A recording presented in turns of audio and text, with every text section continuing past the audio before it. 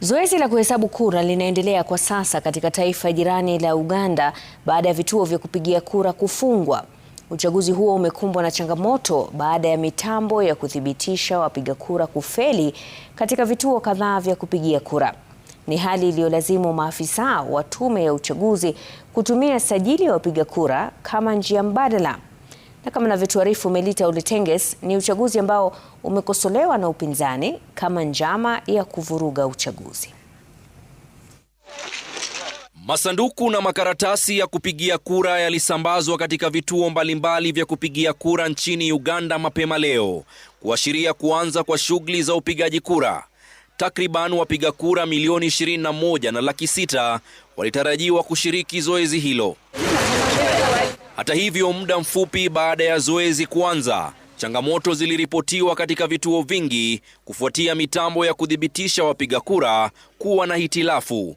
Wapiga kura wengi walilazimika kusubiri kwa muda mrefu katika foleni, hali iliyolazimu tume ya uchaguzi kutumia sajili ya wapiga kura kama njia mbadala. We are here still standing waiting for the machines. They're telling us machines are not yet here, so we are just waiting and we are hoping we vote in time. Like we are here,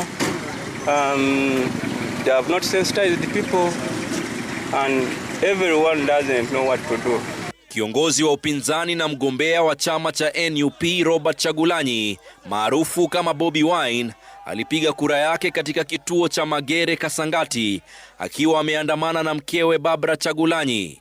Bobi Wine alidai kuwa kufeli kwa mitambo hiyo ni njama ya kuiba kura. The biometric machines were apparently imported to prevent rigging, but now they have largely failed, so people are voting manually. Hata hivyo, mgombea wa chama cha NRM na rais wa Uganda Yoweri Museveni aliyepiga kura katika kituo cha Rwakitura alikanusha madai hayo, akisema mitambo hiyo inafanya kazi na kwamba serikali inachunguza iwapo hitilafu hiyo ilikuwa ya makusudi au la. The real decisive factor was the face. My face was accepted by the machine here. So the machine works. Aidha, Bobi Wine alieleza kuwa vyombo vya usalama na tume ya uchaguzi si vya kuaminika, akidai vinaegemea upande wa serikali na kusisitiza kuwa uchaguzi huo haukuwa huru wala wa haki. The world should be reminded that we are holding elections in the dark.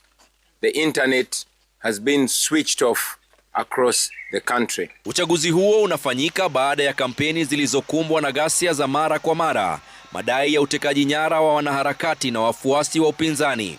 Hatua ya kufungwa kwa mtandao na mamlaka ya mawasiliano nchini Uganda imeonekana kuwanyima wananchi fursa ya kuwasilisha taarifa za uchaguzi huo kwa ulimwengu.